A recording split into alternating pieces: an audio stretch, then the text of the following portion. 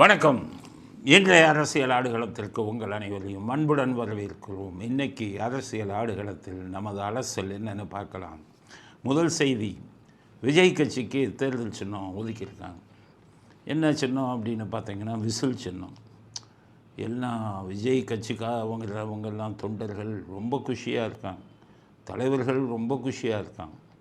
என்னென்னு கேட்டிங்கன்னா, இவங்க எல்லாம் கேட்குறாங்க, எதிர்கட்சி இவங்கெல்லாம் ரொம்ப கோபமாயிட்டாங்க. என்ன நல்ல சின்னம் கிடச்சி போச்சு.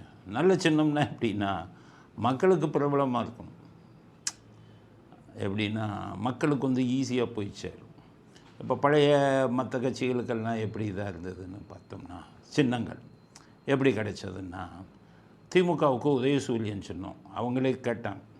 இந்த கூட்டம் பூரா அது நாசிக கூட்டம், அதாவது இதெல்லாம் நம்பிக்கை இல்லை, மூடப்பழக்கம்லாம் நம்பிக்கை இல்லை அப்படின்னு சொல்லுவோம் அந்த கூட்டம். ஆனால் அந்த கூட்டம் பூரா ஜோசியம் பார்க்குறது வெளியிலேயே தெரியாது. எதுக்கு இந்த கூட்டம் உதயசூரியனை கேட்டுச்சுன்னா, ஜாதகத்தில் அரசியலில் நீங்கள் பெரிய பிரபலமாகணும்னு வைங்க, சூரியன் உங்களுக்கு நல்லாயிருக்கும். அதனால தான் நீங்கள் பார்த்தீங்கன்னா அந்த ஆகஸ்ட் மாதம், ஆகஸ்ட் 15 அந்த ஆவணி மாதம் வரும். ஆகஸ்ட் 15 டு செப்டம்பர் 15 வரை ஆவணி மாதம். அதில் சூரியன் சிம்மத்தில் அவர் சொந்த வீட்டில் ஆட்சி பெற்றிருப்பார். அந்த டைமில் பிறந்தவங்கள்லாம் பெரிய அரசியல் தலைவர்கள் ஆவாங்க. அண்ணாதுரை ஆகஸ்ட் 15, மூப்பனாரும் ஆகஸ்ட்டு, விஜயகாந்தும் ஆகஸ்ட்டு, எல்லாம் ஆகஸ்ட்டுனா ஆவணி மாதம். அவங்கெல்லாம் பெரிய தலைவரானாங்க. அப்போ அரசியலில் நீங்கள் பெருசாகணும்னு வைங்க, சூரியன் நல்லா இருக்கணும். எல்லாம் பார்த்து நீங்கள் ஜாதகத்தை போய் கொடுத்தீங்கன்னா, என் பையன் அரசியலுக்கு போவானா சூரியனை தான் பார்ப்பாங்க. சூரியன் நல்லா இல்லைன்னா ஒத்து வராதும்மா. அதனால் சூரியன் ரொம்ப பலமாக இருக்கணும். ஆட்சி இருந்தால் தான் ரொம்ப நல்லது. ஏன்னா என்னுடைய அனுபவத்தில் சித்திரை மாதம் சூரியன் உச்சம். ஆனால் சித்திரை மாதம் உச்சமாக இருக்குன்னு பார்த்தா அதில் பிறந்தவங்க யாரும் அவ்வளோ ஷைன் ஆகலை.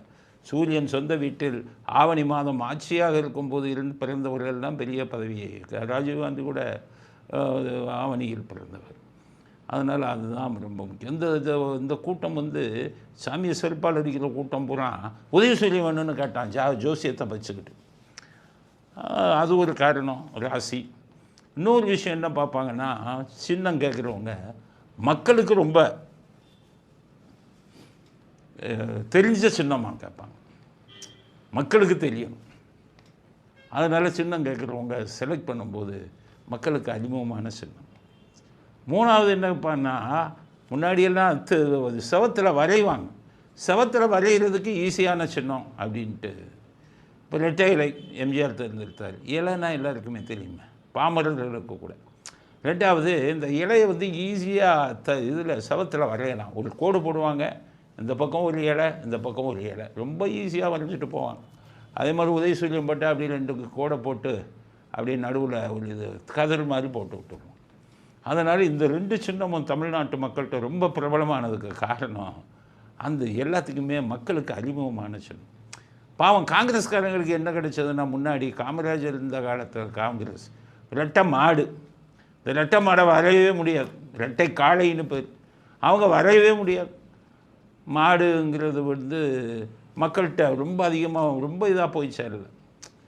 ஏன்னா மாடை மக்களுக்கு தெரியும். ஆனால் இப்போ இதெல்லாம் சின்னத்தை வரைய முடியாது. இப்போ சீமானுக்கு விவசாயி சின்னம் கரும்புன்னு வச்சுருக்கான், வரைகிறது கஷ்டம். மக்களுக்கு தெரியும் விவசாயினா, வரைகிறதுக்கு மக்களுக்கு தெரியுறது மட்டும் இல்லை, வரைகிறதுக்கும் ஈஸியாக இருக்கணும். அப்போ தான் அந்த இது இதாகும். இந்திரா காந்திக்கு என்ன பண்ணாங்க, காங்கிரஸுக்கு இரட்டை காளை அப்படின்னு ஒன்று இந்திரா காந்தி கேட்டாங்க, எனக்கு பசுவும் கண்ணுக்குட்டியும் கொடுங்கன்னாங்க. எலெக்ஷன் கமிஷனில் கொடுத்துட்டான். ஆனால் இந்திரா காங்கிரஸ்காரன்லாம் வரைய முடியலை இதில் செவரில். அவன் சொன்னான், என்னம்மா நீ மாடையும் கண்ணுக்குட்டியும் கொடுத்துட்டான், வரையவே முடியலைன்னு ஒன்று தான். அதுக்கப்புறம் அவங்க கேட்டு கை சின்னத்தை வாங்கினாங்க. கை சின்னத்தை வாங்கினா ரொம்ப ஈஸி, எல்லாருக்குமே அப்படி கையை காமிப்பாங்க. இவங்க கையை காமிக்கிறாங்கன்னு தெரிஞ்சு கருணாநிதி உதயசூரியனுக்கும் அந்த கையை இப்படி விரிச்சு காமிச்சார் தனித்தனியாக. கேட்டாங்க, என்னங்க காங்கிரஸ் சின்னத்தை காமிக்கிறீங்க, இப்படி காமிச்சா கை, இப்படி காமிச்சா உதயசூரியன்னு புது வியாக்கியானம் சொன்னேன். அதனால் மக்கள் மத்தியில் எம்ஜிஆர் என்ன பண்ணுவார், ரெட்டை இலைன்னு ஒன்று 2 வரல காமிப்பார், எல்லாம் ரெட்டை இலை ரெட்டை இலை. ஸோ சின்னம் ஒரு கட்சியோட இதுக்கு வெற்றிக்கு ரொம்ப முக்கியம். அதுதான் இவர் வந்து முரசு வாங்கினார். ஆனால் இவர் விஜயகாந்த் எல்லோரும் முரசு எல்லாருக்குமே தெரிஞ்சு. ஆனால் அது கூட வரைகிறதெல்லாம் கொஞ்சம் கஷ்டப்பட்டாங்க. அதனால் ஒரு கட்சி வந்து ஒருத்தர் வந்து கட்சி ஆரம்பிக்கிறது முக்கியம் இல்லை, அந்த கட்சிக்கு ரொம்ப பிரபலமான சின்னம் மக்கள்கிட்ட வந்து ரொம்ப பிரபலமாக இருக்கும். இப்போ விஜய்க்கு விசில் கிடச்சிடும். ஆரம்ப கட்டத்தில் முன்னாடியெல்லாம் விசில் அடித்தாலே அது ரவுடி பையம்மா. விசில் வந்து முன்னாடி ரொம்ப மோசம். எம்ஜிஆர் கட்சி ஆரம்பிக்கும் போது இந்த பழைய ஆளுங்கள்லாம் என்ன சொன்னாங்க, எல்லாம் விசில் அடித்தான் குஞ்சு இருக்கப்பா அவங்க ஒரு பக்கம், இந்த விசில் அடித்தான் குஞ்சு எல்லாம் சேர்ந்துக்கிட்டு அவருக்கு சப்போர்ட் பண்ணுறாங்கன்னா. விசில் அடித்தான் குஞ்சு ரவுடின்ட்டான், ரவுடி பையன். எம்ஜிஆரே ஒரு படத்தில் தாய் சொல்லை தட்டாதையில் ஒரு பாட்டு போட்டாங்க, போயும் போயும் மனிதனுக்கு இருந்தேன்னு. பாட்டில் வந்து விசில் சத்தம் வந்தது. எம்ஜிஆர் என்ன கேட்டார், படம் ஆக்குறதுக்கு முன்னாடி இதில் விசில் சத்தம் வருது, அந்த விசிலை யார் அடிப்பான்னு. நீங்கள் தான் அடிக்கணும்னு. அடிக்க மாட்டேன்ட்டு. ஆனால் அப்போல்லாம் விசில் அடித்தா ரவுடித்தனம். அப்போ எம்ஜிஆர் இவ்வளோ சொல்லுது. அதுக்கப்புறம் ஒரு ஒரு வில்லனை அந்த பாட்டில் அப்படியே நடந்து வர்ற மாதிரி பண்ணி வில்லன் தான் விசில் அடிப்பார். அப்போ விசில்னாலே ரவுடி பயிலுகன்னு அர்த்தம். ஆனால் அதே விசில் வந்து அப்புறம் கொஞ்ச நாள் ஆக ஆக போலீஸே விசில் அடித்தாங்க. போலீஸ் வந்து இந்த ஒரு விசிலை வச்சு நைட்டு ரவுண்ட்ஸ் வரும்போது போலீஸ் வர்றதுக்கு விசில் அடிப்பாங்க. அது கை விசில். இது கையில் வச்சு பண்ணுறதில்ல, இது வந்து ஒரு சின்ன விசில். கண்டக்டர் விசில் அடிப்பார், அது பஸ்ஸை நிறுத்துறது. அப்புறம் ஃபுட்பால் பிளேயில் பார்த்தீங்கன்னா நடுவர் விசில் அடிப்பார். ஸோ இந்த விசில் எல்லாம் செஞ்ச விசில், கையில் அடிக்கிற விசில். கையில் விசில் அடிச்சிங்கன்னா ரவுடி பையன் அந்த காலத்தில் சொல்லிக்கிட்டு இருந்தாங்க. அப்புறம் இந்த விசில் எல்லாம் கொஞ்சம் கொஞ்சமாக மாறி அம்பையருக்கு வந்து பண்ணி நடுவர்கள்லாம் அடித்து கண்டக்டர் அடித்து போலீஸ் அடித்த உடனே இந்த விசில் வேறு அப்படின்னு மக்கள் வந்து அந்த ரவுடித்தனத்தை விட்டு இல்லை இது நல்ல விசில்னு முடிவு பண்ணாங்க. அதனால தான் விஜய் என்ன பண்ணார், நிறைய சின்னம் எழுதி கொடுத்தார். அதில் எனக்கு முதல் சின்னம் வந்து விசில் தான் வேணும்னு கொடுத்தார். அவர் ஏன் விசில் தேர்ந்தெடுத்தாருன்னா, ஒரு ஃபுட்பால் படம் ஒன்று வந்தது, கால்பந்து பிகில்னு. அதில் விசில் ரொம்ப ஃபேமஸ் ஆச்சு. எனக்கு படமும் நல்லா ஓடிச்சு, ராசி. அதனால் என்னுடைய முதல் சின்னம் விசில் அப்படின்ட்டு அடுத்து நிறைய சின்னம் கொடுத்தார். இப்போ என்ன ஆகிப்போச்சுன்னு கேட்டிங்கன்னா, முதல் சின்னத்தையே எலெக்ஷன் கமிஷன் கொடுத்துட்டாங்க. எலெக்ஷன் கமிஷன் சாதகம் பண்ணிட்டாங்கிறாங்க. எலெக்ஷன் கமிஷன் என்ன பண்ணுவாங்க, அவங்க ஒரு லிஸ்ட்டு வச்சுருப்பாங்க, அதை உங்கள்கிட்ட கொடுப்பாங்க. அதில் உங்களுக்கு வேண்டிய சின்னத்தை எடுத்துக்கலாம். இல்லைன்னா நீங்கள் ஒரு லிஸ்ட்டை கொடுத்தீங்கன்னா எலெக்ஷன் கமிஷன் பார்ப்பாங்க, நம்ம லிஸ்ட்டில் இருக்கா, இருந்தால் கொடுத்துருவாங்க. அவங்க சாதகமாக பண்ணாங்கன்னெலாம் ஏற்றுக்கொள்ள முடியாது. இவங்க கேட்டாங்க விசில்னு, அவங்க லிஸ்ட்டில் இருந்தது எலெக்ஷன் கமிஷனில், அதனால் கொடுத்துட்டாங்க. இது வந்து விஜய்க்கு மிகப்பெரிய சாதகமான விஷயம். ஏன்னு கேட்டிங்கன்னா, விசிலை தெரியாதவர்கள் இல்லை, விசிலை சவர்களில் ஈஸியாக வரைஞ்சிடலாம். எல்லாத்துக்கும் மேலே மற்ற இவங்களுக்கு கிடைக்காதது. இப்போ பார்த்திங்கன்னா உதயசூரியனை கையில் கொண்டு வர முடியாது, ரெட்டையிலையே கொஞ்சம் கொண்டு வரலாம் நிறைய இதில் பொதுவாக. இருந்தாலும் எல்லா இடத்துலையும் ரெட்டையிலையும் பிடுங்கி மரத்தில் இருந்து கொண்டு வர முடியாது. விவசாயி சின்னம் இவருக்கு சீமானுக்கு விவசாயியை நேரம் கூட்டிகிட்டு வர முடியாது, எல்லா இடமும் கூட்டிகிட்டு வர முடியுமா? முடியாது. ஆக எல்லா அரசியல் கட்சிகளையும் விட இவங்களுக்கு என்ன ஈஸின்னா, ஒரு விசில் ₹1 கொடுத்தா செஞ்சு கொடுத்துட்றோம். இப்போ 1 கோடி விசில் வாங்க போகிறாங்களாம். 1 கோடி 2 கோடி விசில், ஒரு விசில் ₹1, 2 கோடி விசில் 2 கோடி ரூபா கொடுத்தா விசிலாக கொண்டாந்து இறக்கிறோம். இந்த சின்ன பசங்கிட்ட பூரா விசிலை கொடுத்துட போகிறோம்.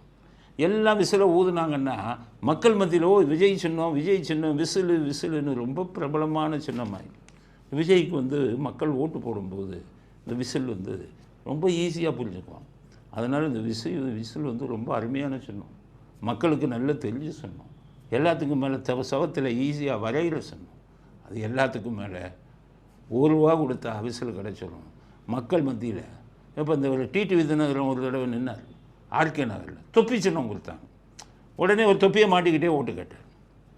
அதுக்கடுத்தது குக்கர் சின்னம் கொடுத்தாங்க, குக்கரை தூக்க முடியலை.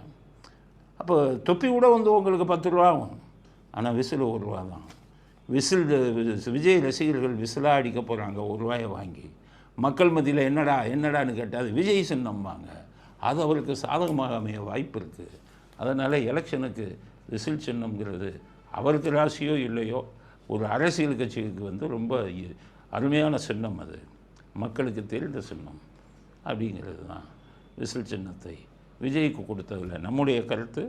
அவர் வெற்றி அடைகிறதும் ஆவாராங்கிறதும் மக்கள் தான் முடிவு பண்ணணும். இருந்தாலும் விசில் சித்தம் மக்களிடம் വലിய விசில் சத்தத்தை ஏற்படுத்துவதற்கு வாய்ப்பு இருக்குது அப்படிங்கிறது தான் நம்முடைய முதல் கருத்து. அடுத்தது கமலஹாசனுக்கும் சின்னம் கொடுத்துட்டாங்க. ஏற்கனவே வச்சுருந்த சின்னம் டார்ச் லைட் கொடுத்துட்டாங்க. டார்ச் லைட்டை கொடுத்து என்ன பண்ணேன், அவர் தான் இப்போ கட்சியில் அவர் நிற்கிறதுக்கே ஆள் இல்லை. அவர் அப்போவே காட்டி கொடுத்துட்டாருன்னு சொல்லி எல்லா பேரும் கட்சியை விட்டு விலகிட்டான். அதுக்கப்புறம் திமுக காலில் விழுந்த சரண்டர் ஆகிட்டாருன்னு எல்லா பேரும் கட்சியை விட்டு போயிட்டான். இப்போ விசில் சின்னம் கொடுத்தாலும் நிற்பதற்கு ஆள் இல்லை. திமுக கூட்டணியில் அவருக்கு சீட்டு ஒதுக்கலான்னு கேட்டிருக்காங்க.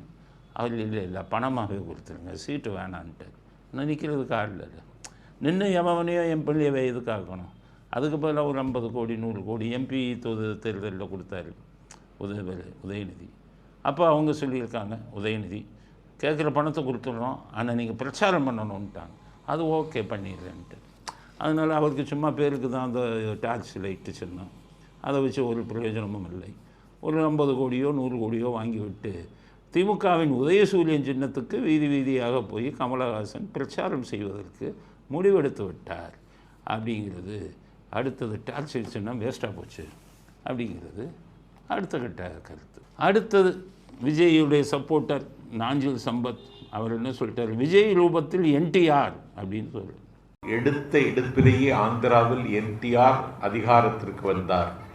என்டிஆர் இன்னும் இருக்கிறார் தமிழ்நாட்டில் விஜயின் வடிவத்தில் என்பதை சொல்லிவிட்டார். அவர் தமிழ்நாட்டில் இருக்கார் நாஞ்சில் சம்பத். ஏன் ஆந்திராவில் இருக்கிறவரை போய் உதாரணமாக சொல்கிறாருன்னு தெரியல. அவ்வளவுக்கும் அவர் என்ன சொல்லியிருக்கணும், விஜய் ரூபத்தில் என்டிஆர்னு ஏன் சொல்கிறாருன்னா, என்டிஆர் வந்து கட்சி ஆரம்பித்தார். அப்போ தான் இது முடிஞ்சது சட்டசபை காலம். 1 வருஷத்துக்குள்ளே எலெக்ஷன் வச்சாங்க, ஜெயிச்சிட்டார். அதனால் விஜய் ரூபத்தில் என்டிஆர் அப்படின்னு நாஞ்சில் சம்பத்து சொல்கிறார். ஏன் விஜய் ரூபத்தில் எம்ஜிஆர்னு சொல்லாமல், எம்ஜிஆர் 72 கட்சி ஆரம்பித்தார். 1 வருஷத்துக்குள்ளேயே திண்டுக்கல் தேர்தல் நடந்தது, 1.5 லட்சம் வாக்கு வித்தியாசத்தில் ஜெயித்தார். அதுக்கடுத்தது 76 எம்பி எலெக்ஷன் நடந்தது, 40க்கு 39 தொகுதியில் ஜெயித்தாங்க இந்திரா காங்கிரஸோட கூட்டணி வச்சு. அப்புறம் 77 சட்டசபை வந்தது, தனியாக நின்று ஆட்சியை பிடித்தார். இவ்வளவு சாதனையும் செஞ்சவங்க தமிழ்நாட்டில் இருக்கும்போது இவர் ஏற்கனவே ஏடிஎம்கேல இருந்தவர் நாஞ்சில் சம்பத். அவர் எந்த கட்சிக்கு போனாலும் முதல்ல கேட்பார். சினிமாவில் நடிக்க போனீங்கன்னா என்ன கேட்பார் தெரியுமா, பையனுக்கு ஃபீஸ் கட்டுறையான்னு கேட்பார். நீங்கள்லாம் ஸ்கூல் ஃபீஸுன்னு நினைப்பீங்க. அவர் கேட்குறது காலேஜ் இது டாக்டர் சீட்டு, என்ஜினியரிங் சீட் 5 லட்சம் கொடு, 10 லட்சம் கொடு, நான் மேனேஜ்மெண்ட் கோட்டாவில் சேர்ந்தேன், 1 கோடி ரூபா கேட்குறாங்க அப்படின்னு கேட்பார். சினிமாவில் நடிக்க போனால். அரசியலுக்கு போனீங்கன்னா எந்த வேன் வாங்கி கொடுப்பார். ஜெயலலிதா அவருக்கு 20 லட்சத்தில் வேன்லாம் வாங்கி கொடுத்தாங்க. அவருக்கு பணம் எல்லாம் கொடுத்தாங்க. உடம்பு சரியில்லாத போது சிகிச்சைக்கு எல்லாம் பணம் கொடுத்தாங்க. ஆனால் இந்த நன்றியை பூரா நினச்சிருந்தா விஜய் ரூபத்தில் எம்ஜிஆர்னு சொல்லியிருக்கணும், அதிமுக வந்து உழவு செஞ்சதுன்னு. அவர் அப்படி நீங்கள் பேசணும்னா அதுக்கு ஒரு கார் வாங்கி கொடுன்னு கேட்பார். அதனால தான் என்டிஆரை போய் போடுறாரு. என்டிஆரை வந்து உருவாக்குனது எம்ஜிஆர் தான். எம்ஜிஆர் தான் அப்போவே 10 கோடி ரூபா செலவு கொடுத்து நீங்கள் எலெக்ஷனை ஃபேஸ் பண்ணுங்கன்னு சொன்னார். தமிழ்நாட்டிலேயே பெரிய தலைவர்கள் இருக்கும்போது ஆந்திராவை சேர்ந்த என்டிஆரை ஏன் தலைக்கு மேல் தூக்கி வைத்து பேச வேண்டும் அப்படிங்கிறத நாஞ்சில் சம்பத்துக்கு பதிலாக சொல்கிறோம், விஜய்கிட்ட சொல்கிறோம். நாஞ்சில் சம்பத்திட்ட கேர்ஃபுல்லாக இருங்க. வேறு யாராச்சும் கொஞ்சம் பணம் அதிகம் கொடுத்தா அடுத்த நாளே அந்த கட்சிக்கு போயிடுவார். ஒருத்தர் லாரி வாங்கி கொடுத்தாருன்னா அந்த பக்கம் போயிடுவார், வேன் வாங்கி கொடுத்தா போயிடுவார். அவர்கிட்ட ஜாக்கிரதையாக இருங்க. அவர் பாராட்டுவதை நம்பாதீர்கள் அப்படிங்கிறது நம்முடைய அடுத்த கட்ட கருத்தாக பதிவு செய்ய விரும்புகிறோம். அடுத்தது நாளை பிரதமர் மோடி அவர்கள் தமிழ்நாட்டுக்கு வருகை தருகிறார். மதுராந்தகத்தில் மிகப்பெரிய பொதுக்கூட்டம். கூட்டணி கட்சிகள்லாம் சேர்ந்து கூட்டத்தை கூட்டுறாங்க. வெறும் பிஜேபி இல்லை, அதிமுக கூட்டத்தை கூட்டிகிட்டு வராங்க. அடுத்தது மற்ற கட்சிகள், பாட்டாளி மக்கள் கட்சி அன்புமணி அவர் கூட்டத்தை கூட்டிகிட்டு வர்றார், பிஜேபி கூட்டத்தை கூட்டிகிட்டு வராங்க. 5 லட்சம் பேர் வந்துடுவாங்க அப்படின்னு சொல்லி அறிக்கை விட்டாங்க. அதனால் 5 லட்சம் பேர் கூடக்கூடிய கூட்டத்தில் பிரதமர் மோடி வர்றாரு. அதில் கூட்டணி தலைவர்களை அறிமுகப்படுத்துகிறாங்க. எல்லாரையும் எதிர்பார்த்தாங்க தேமுதிக வந்து வருவாங்கன்னு. தேமுதிக 1% ஓட்டு 2% ஓட்டு கூட இல்லை. போன சட்டசபை தேர்தலில் டிடிவி தினகரனோடு சேர்ந்து 3% வாங்கினாங்க. அதில் தினகரன் பங்கு எவ்வளவோ இவங்க பங்கு எவ்வளவோ கடவுளுக்கு தான் வெளிச்சம். அப்போ விஜயகாந்த் உயிரோடு இருந்தார். அப்போவே 3%, 2% இல்லை 1%. 2016 தேர்தலில் மக்கள் நல கூட்டணியில் இவங்க எல்லாமே சேர்ந்து திருமாவளவன், வைகோ, 2 கம்யூனிஸ்ட்டு, விஜயகாந்த் சேர்ந்து 5% 6% தான் வாங்கினாங்க. ஆக 1% 2% வச்சுக்கிட்டு கூட நம்ம ஆளுங்க என்னென்ன டிமாண்ட் வைக்கிறாங்க எல்லாம் பேசி முடிச்சாங்க. தேமுதிகவில் ராஜ்யசபா மந்திரி எம்பி கொடுக்குறேன்னாங்க. அவர் என்ன கேட்டாராம், ராஜ்யசபா மந்திரி எம்பி மட்டும் போதாது, மத்திய அமைச்சரவையில் நீ மந்திரி ஆக்கணும்ட்டார். இதை பார்த்தோன்னா அங்கே வேணா மாநில இதில் ஆயிக்கன்னா முடியாது. அதனால் அவங்க ஒதுக்கிட்டாங்க. இன்றைக்கி வர்ற மோடி வர்றதில் விஜயகாந்த் படத்தையே போடல, அடுத்தது ஓபிஎஸ் படத்தையும் போடல. அவரும் என்டிஏ கூட்டணியில் பல நிபந்தனைகளை விதிக்கிறார், அது ஒத்து வரல. எடப்பாடி பிடிவாதமாக இருக்கிறார். அதனால் இவங்க 2 பேர் ஃபோட்டோவும் அங்கே நாளைக்கு வரக்கூடிய மோடி கூட்டத்தில் வரல. அதனால் நாளைக்கு மேடையில் இவங்க பிரேமலதாவும் இருக்க மாட்டார்கள், ஓபிஎஸும் இருக்க மாட்டார்கள். அப்படிங்கிறது இன்றைக்கி செய்தி. நாளைக்கு எப்படி மாறும்னு தெரியாது. அரசியல்வாதி தான் டெய்லி ஒவ்வொரு வேஷம் போடுவாங்கள்ல. அதுக்கடுத்தது ராமதாஸ் என்ன சொல்லிட்டாரு, என் பையனை எப்படியா சேர்த்தாங்க இந்த அதிமுக, என் பையனோட சேர்ந்து நானும் அதே கூட்டணியில் எப்படியா இருக்க முடியும், நான் திமுக கூட்டணிக்கு போகிறேன்னு திமுகவோட பேசிட்டான். அப்போ திமுகலையும் எங்களுக்கும் இந்த காங்கிரஸ்காரன் காலை வாரிக்கிட்டே இருக்கான், எந்த நேரத்தில் எந்த பக்கம் போவான்னு தெரியாது. இந்த தனியரசு இந்த மாதிரி ஆளுங்கள்லாம் காலை வாடுறாங்க. திருமாவளவனையும் நம்ப முடியாது, எனி டைம் அந்த பக்கம் ஓடினாலும் ஓடிடுவார். அதனால் உங்களை சேர்த்துக்கிறோன்னு ராமதாஸ்கிட்ட சேர்த்து கேட்டு எவ்வளோ சீட்டு வேணும் அப்படின்னு கேட்டாங்க ஸ்டாலின்.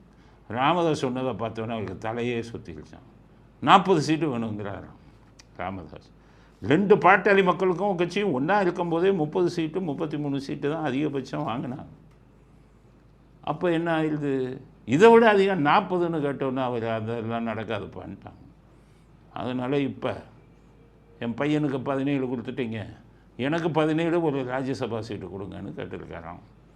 என்ன ஆக போகுது, பேசி என்ன முடிக்க போகிறாங்க.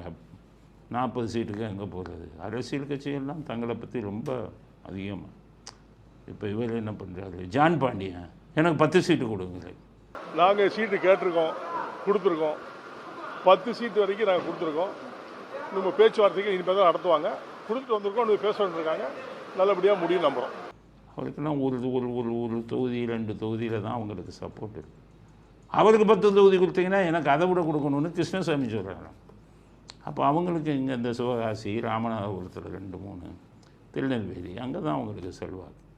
அவருக்கும் 10க்கு மேலே கேட்குறாரு அப்படிங்கிறது சரி. அது இப்போ இந்த ஜெகன் ஒருத்தர் அதிமுக கூட்டணியில் போனதில் நின்னார் எம்பியில். அவர் எடப்பாடி என்ன சொன்னார், பலமான கூட்டணி உருவாக போகிறதுன்னாரு. போன எம்பியில் பாஜகவுக்கெல்லாம் தனியாக நின்னாங்க. யாரையோ சேர்க்க போகிறாருன்னு பார்த்தீங்கன்னா ஜெகன்கிறவரை வச்சு ஒரு கூட்டணி வச்சார். அந்த ஜெகன் ஒரு தொகுதியில் ஏதோ அங்கங்கே இருப்பாங்க, அவங்கெல்லாம் கட்ட பஞ்சாயத்து பண்ணுறது தான் நிறையா வழக்கெல்லாம் வந்திருக்கு. அதனால் அவங்கள போய் கூட்டணியில் சேர்க்கும்போது அவங்களும் எங்களுக்கு 4-5 சீட்டு வேணுங்கிறாங்களாம். அதனால் எடப்பாடி இதெல்லாம் கூட்டி கழித்து பார்த்தீங்கன்னா எல்லாம் 234க்கு மேலே போகுது. இவங்க கேட்குற சீட்டுகள் எல்லாம் கூட்டணி கட்சிகள் கேட்குற சீட்டை பார்த்தீங்கன்னா 234 போகுது. அப்போ அதிமுக இவங்க எல்லாத்துக்கும் கொடுத்துட்டு சும்மா உட்கார முடியாது. அதனால் எடப்பாடி எத்தனை சீட்டு கொடுக்க போகிறாரு. அதனால் என்ன முடிவு பண்ணியிருக்காங்க, பணத்தை கொஞ்சம் அதிகமாக கொடுத்துட்டா அவங்க பூரா சீட்டு அதிகம் கேட்க மாட்டாங்க, பணத்துக்காகத்தான் சீட்டு அதிகம் கேட்குறாங்க அப்படின்னு எடப்பாடி அமித்ஷாட்ட சொன்னாராம். அமித்ஷா சரி பணத்தையே கொடுத்துருங்க, எல்லாத்துக்கும் 1 2 அப்படி பிச்சு போடுங்க அப்படின்ட்டு. ஏன்னா பிரேமலதா பணமும் வேணும், எம்பியும் வேணும், மந்திரியும் வேணும்னு கேட்டதுனால அவரை கொஞ்சம் ஒதுக்கி வச்சுருக்காங்க. அவரும் மடிந்து விடுவார். காரணம் திமுகவிலிருந்து கூப்பிடுவாங்கன்னு நினச்சாங்க, திமுக கண்டுகொள்ளவில்லை. அதனால் நாளைக்கு மோடி வரும்போது அந்த மேடையில் சேரில் பாருங்கள் யார் யாரும் உட்காடுறாங்க, அவங்க தான் என்டிஏ கூட்டணி அப்படிங்கிறது நாளைக்கு மோடி வருகையை பற்றின ஒரு முக்கியமான செய்தி. இன்றைக்கி மதுரை உயர்நீதிமன்றத்தில் நேற்று ஒரு வழக்கு வந்தது. அந்த வழக்கில் மதுரை உயர்நீதிமன்றம் என்ன சொல்லிட்டாங்க, சனாதனத்தை பற்றி உதயநிதி பேசினது மிகவும் கண்டிக்கத்தக்கது, இவர் ஒரு இனத்துக்கே எதிராக பேசுகிறார் அப்படின்ட்டாங்க. என்ன பேசினார் அவர் சொல்லிட்டார், சனாதனமாக விதமாக நாங்கள் சனாதானம்ங்கிறது டெங்கு மாதிரி, மலேரியா மாதிரி அழிக்கணும். அதை அதுவும் சமூக நீதி வச்சு அழிக்கும். நேற்று முளைத்தும் குழந்தை வருது. அரசியலில் என்ன தெரியும்? எவனோ எழுதி கொடுத்ததை படிக்கிறது, அதை வச்சுக்கிட்டு சொல்லியிருக்காரு சனாதானத்தை அழிக்க போகிறாங்க. சனாதானத்தை நீங்களில் உங்கள் தாத்தா வந்தாலும் அழிக்க முடியாது. இந்து மத நம்பிக்கைங்கிறது அது ஒரு தனி, ஒவ்வொரு மதத்துக்கும் ஒரு நம்பிக்கை தனி. அதனால் அவர் மிக கடுமையாக சாடி இருக்கிறார்கள். சொல்லிட்டு இன்னொன்று என்ன சொல்கிறாங்க, இந்து மதத்திற்கே எதிராக திகாவும் திமுகவிற்கும் நடந்தது கண்டிக்கத்தக்கதுன்ட்டான். இந்து மதத்துக்கு எதிராக இன்றைக்கி நேற்று அந்த கூட்டம் பண்ணிக்கிட்டு இருக்கு. ஐயோ, சுதந்திரம் அடைகிறதுக்கு முன்னாடியிலேருந்து இந்த ஆள் சாமியை செருப்பால் அடிச்சுக்கிட்டு சாமியை இது பண்ணிக்கிட்டு இதெல்லாம் பண்ணிக்கிட்டு இருந்தார் இந்த ஈவேரா. அதுக்கப்புறம் இந்த கூட்டம் பூரா கருப்பு சட்டையை போட்டு சாமியை நம்புகிறவன் முட்டாள்னு சொல்லிக்கிட்டு இருந்தாங்க. கருணாநிதி இந்து என்றால் திருடன்னாரு.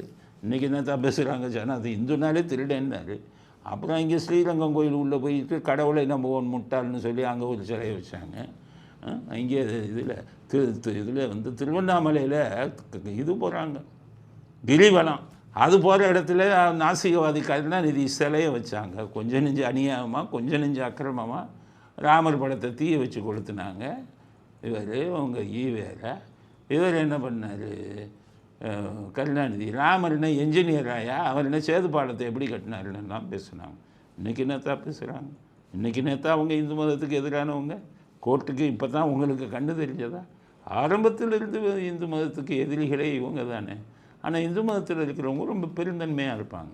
உங்களை பூரா இந்த கூட்டத்தை பூரா மன்னிச்சுட்டு இந்த கூட்டத்துக்கு ஓட்டு போட்டு இருந்தாங்க. ஆனால் இந்த கூட்டம் மக்கள் ஓட்டை நம்பி இல்லை. இவன் கள்ள ஓட்டை போட்டே இத்தனை தடவை ஆட்சிக்கு வந்தான். மக்கள் பெரும்பாலானவர்கள் இவருக்கு ஓட்டு போட்டதில்லை.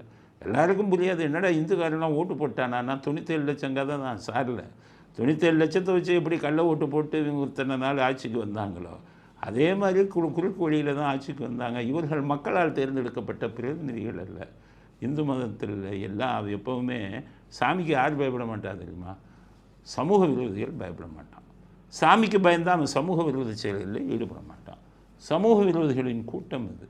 அங்கே இருக்கிறவன் தான் பார்த்திங்கன்னா கட்ட பஞ்சாயத்து பண்ணுறவன், பிரியாணிக்கு காசு கொடுக்காமல் திங்கிறவன், லேண்ட் கிராபிங் நில அபகரிப்பு பண்ணுறான், அவன் தான் எம்எல்ஏ எம்பி இதெல்லாம் வருவான். அதனால் இன்றைக்கி தான் தெரிகிறதா அவங்களுக்கு? நம்ம உயர்நீதிமன்றத்திற்கு கேட்குறேன், நீங்கள் இன்றைக்கி கண்டனம் தெரிவிக்கிறீங்க. 49 இந்த கூட்டத்தை பூரா இது மத நம்பிக்கைக்கு எதிராக பேசுனதில் பிடிச்சி உள்ளே போட்டிருந்தீங்கன்னு வைங்க, ஒழுங்காக இருந்திருக்கும். இவங்க ஆட்சியே வந்ததுனால பண்ணிக்கிட்டு இருந்தாங்க. இப்போ மத்தியில் ஆட்சிக்கு வந்துட்டாங்க. அதனால் கொஞ்சம் வெளியில் வருது. இருந்தாலும் மத்திய அரசாங்கம் இவர்களை கைதெல்லாம் பண்ண மாட்டாங்க, தண்டிக்க மாட்டாங்க. அதனால் மதுரை உயர்நீதிமன்றத்துக்கு எங்களுடைய பாராட்டுதல்களை தெரிவித்துக் கொள்கிறோம்.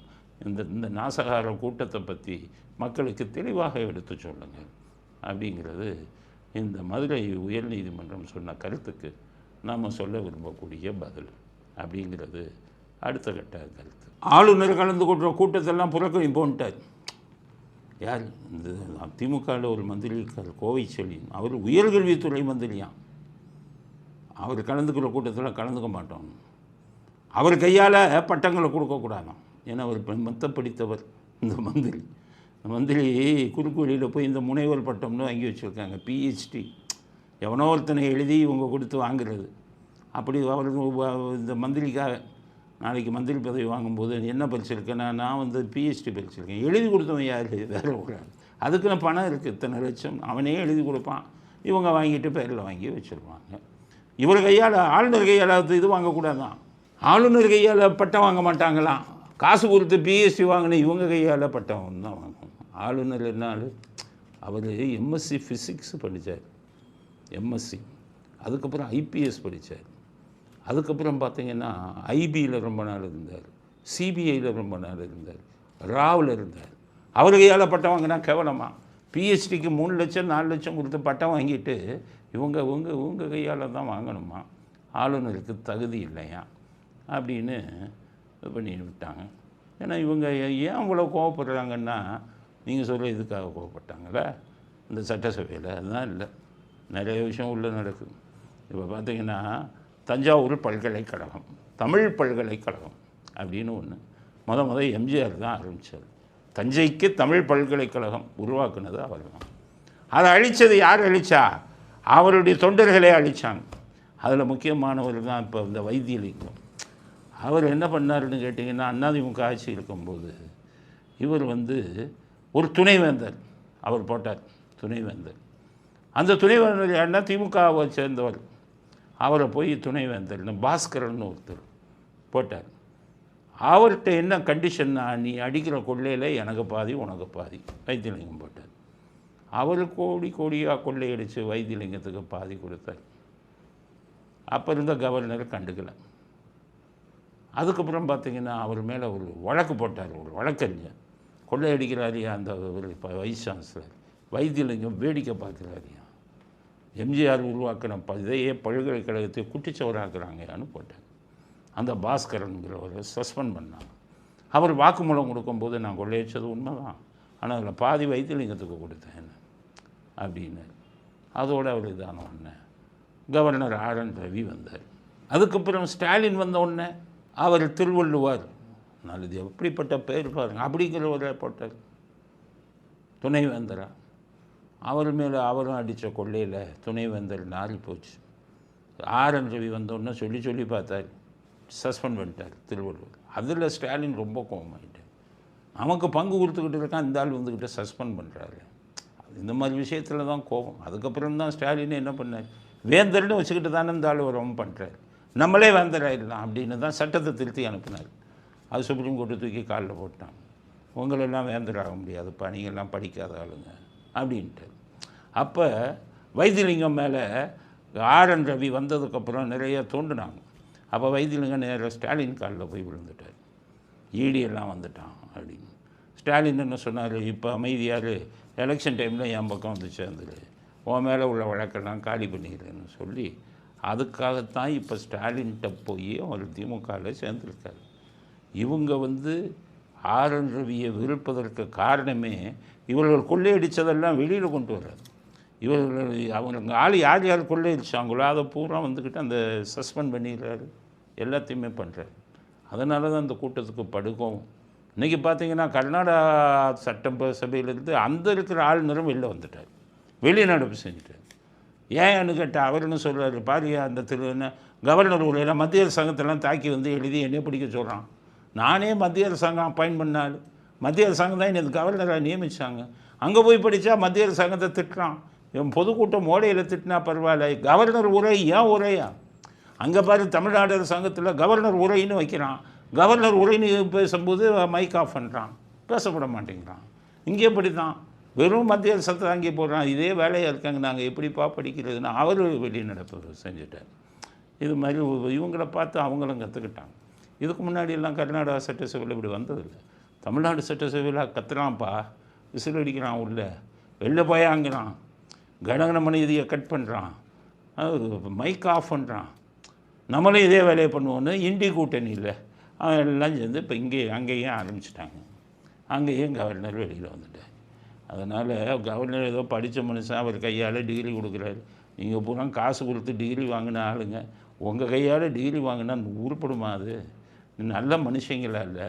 எல்லா பேரும் அனைவரும் பல்கலைக்கழகத்தை குட்டிச்சவராக்கிக்கிட்டு ஊழல் பண்ணிக்கிட்டு கோடிக்கணக்கில் கொள்ளையடித்தவங்களெல்லாம் காப்பாற்றி அடைக்கலம் கொடுத்துக்கிட்டு நான் தான் சான்சலர் ஆவேன்னு கவர்னரோட சண்டை போட்டிங்கன்னா யார் உங்களுக்கு இது பண்ணுவான்? அதனால் இதுதான் கதை. இவர்கள் கவர்னரை எதிர்ப்பதற்கான காரணமே இதுதான் அப்படிங்கிறத தமிழ்நாட்டு மக்கள் புரிஞ்சுக்கங்க. அடுத்த ஸ்டாலின் ஒரு முக்கியமாக அதிமுகவை தாக்குறது. அதிமுக கூட்டணியெல்லாம் இந்த இலையும் மற்ற இந்த உதிர்ந்த மற்ற இலைங்க சருகுகள் இவங்கெல்லாம் ஊழல் வழக்கில் மாட்டிக்குவோம் அப்படிங்கிறதுக்கு பயந்து பாஜக காலில் போய் விடுறாங்க. அப்படிங்கிறது பாஜக காலில் யார் விடுகிறா? இவரா? அதிமுககாரங்களா? அவர் சொல்கிறாரு எல்லாம் பயந்துக்கிட்டு போய் விழுகிறாங்க. பயந்துட்டு போய் விழுந்ததே நீங்கள் தானே. G2 வந்து ரைடு அடிக்கும்போது நீங்கள் போய் நிர்மலா சீதாராமன் காலில் ஏர்போர்ட்டு போய் காலில் விழுந்தீங்களே, பயந்தது யார்? ஏடிஎம்கேயா போய் விழுந்தாங்க? நீங்கள் தானே விழுந்தீங்க. உங்கள் KN நேருவை இப்போ பிடிச்சோன்னா உங்கள் KN நேரு பையன் போயிட்டு நிர்மலா சீதாராமன் காலில் விழுந்தாங்களே, பயந்தது யார்? அதிமுகவா? உதிர்ந்த சிறகுகளா? உதிர்ந்த சருகுகளா? இல்லை உதிர்ந்த இலைகளா? உதயசூரியன் தான் போய் காலில் விழுந்தீங்க. இவங்ககிட்டையும் 2G வந்த உடனே உங்கள் கனிமொழி போய் அமித்ஷா காட்டில் விழுந்து என்னை காப்பாற்றுங்கன்னு நின்னாங்களா இல்லையா? உதிர்ந்த சலுகைகள் யார், நீங்களா இல்லை அவங்களா? எலெக்ஷன் வந்த உடனே தூத்துக்குடியில் போய் யார் நின்னா? அமித்ஷா காட்டில் விழுந்து என்னை எதிர்த்து இதான ஆளுங்களை நிறுத்தாதீங்கன்னு சொன்னான், செல்வாக்கான ஆளுகளை. பாவம் சரத்குமார் சொன்னார் நான் நிற்கிறேன்னு. அதெல்லாம் கிடையாது. நீ நின்னா ஜெயிச்சிருவா, கனிமொழி தோற்று போயிடுவாங்க. ஒரு டம்மியை தான் நிறுத்துவோன்னு சொல்லி பாவம் ஜிகே வாசனை கூப்பிட்டு கவலை நம்ம அமித்ஷா அதுலேருந்து ஒரு ஆளை நிறுத்தும். அவர் ஆளே இல்லைன்னு யாரையாச்சும் நிறுத்தி யாருன்னு நிறுத்தி காலில் விழுந்து ஜெயித்தவங்க யார்? உங்கள் கனிமொழி. காலில் விழுந்து G2 நிறுத்தினது யார்? நீங்கள். காலில் விழுந்து அப்பாவை காப்பாற்ற துடிப்பவர் யார்? உங்கள் KN. உங்கள் மந்திரி எல்லாம் பிரச்சனை வரும்போது உங்களுக்கு தெரியாமல் டெல்லிக்கு போகவில்லையா? டெல்லியில் இப்போ யார் யார் பேரம் பேசிக்கிட்டு இருக்காங்க உங்கள் கட்சியை சேர்ந்து ஒரு லிஸ்ட்டு கொடுக்கவா? அதனால் மற்றவங்களே இதாக பேசாதீங்க. நீங்களும் அதே ரகம்தான், நீங்களும் காலில் விழுகும் ரகம்தான். வழக்குகள் பாயுங்கிறதுக்காக காலில் விழுந்தவர்கள் தான் நீங்கள் அப்படிங்கிற கருத்தை ஸ்டாலினுக்கு நம்ம பதில் கருத்தாக தெரிவித்துக் கொள்ள விரும்புகிறோம். இத்துடன் இன்றைய அரசியல் ஆடுகளம் நிறைவு பெறுகிறது. மீண்டும் நாளை புதிய செய்திகளுடன் உங்களை சந்திக்கிறோம். நன்றி, வணக்கம், ஜெயஹிந்த்.